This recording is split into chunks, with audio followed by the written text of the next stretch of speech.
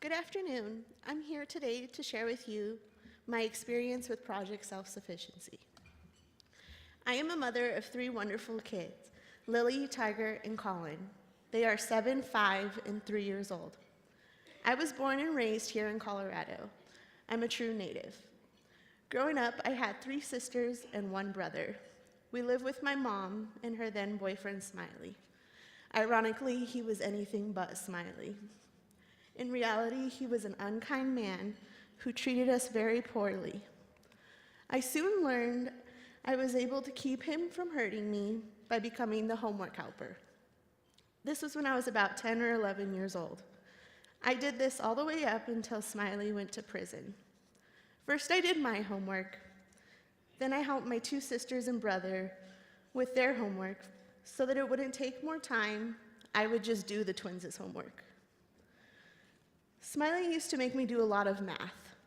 Looking back, even though he did this to make me unhappy, it actually benefited me very much. Over the years, school became an escape for me.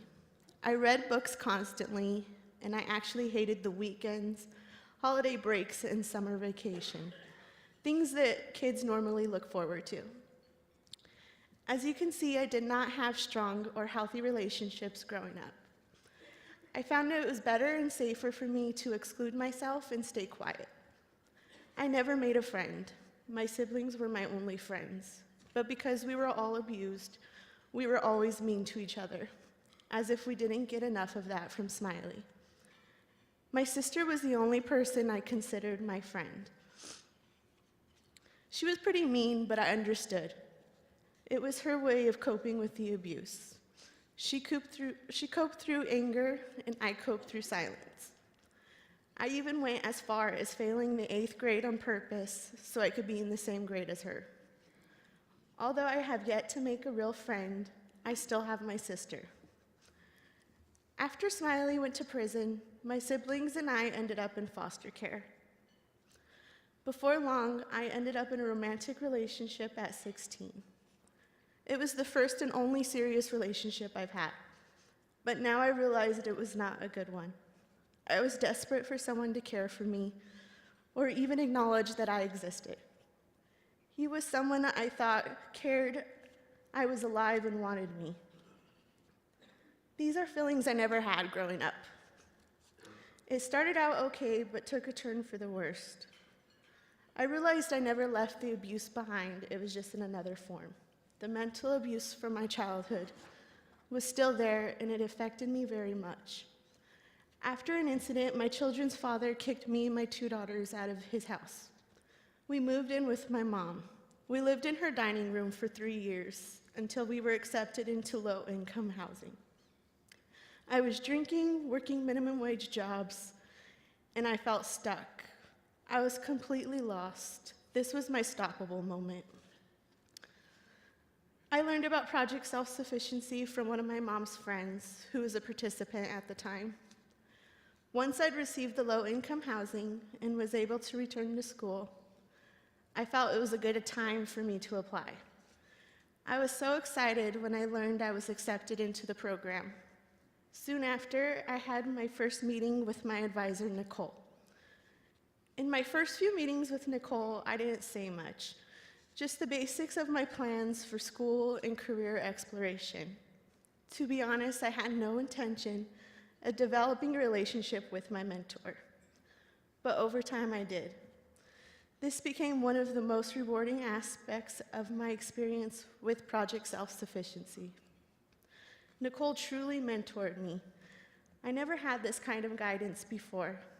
She showed me that there are good people in the world, that I wasn't alone. She encouraged me. She showed that she cared about me, about my decision-making, about my children's well-being. She gave me the mental help I needed. I felt as I am not alone, and someone recognizes my accomplishments. She listened and gave me hope. The Project Self-Sufficiency Mentor program was a big part of helping me, but I also benefited from their other important programs. When we moved out of my mom's, we would ride the bus for 3 hours, dropping the kids off at daycare, then going to my school. So I was thankful for the donated car program. My children got to have great Christmases through the Christmas gift program, and I even got gifts. We also used the Cool Kids program for back-to-school clothes, which helps me a lot because my oldest daughter grows so fast. These programs have helped reduce the stress in my life, and I couldn't be more thankful. It's the people at Project Self-Sufficiency that made the biggest difference for me.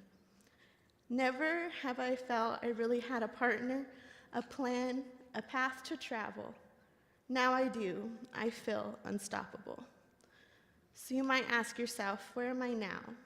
As of today, I am attending Front Range Community College and plan to transfer to CSU in the fall of 2019, studying accounting, working towards a business degree. I'm very excited about this, and I didn't think I could do it. I feel I am unstoppable. I am also a work-study at Front Range in the cashier's office. My children and I have our own apartment and car. They are happy. I am happy.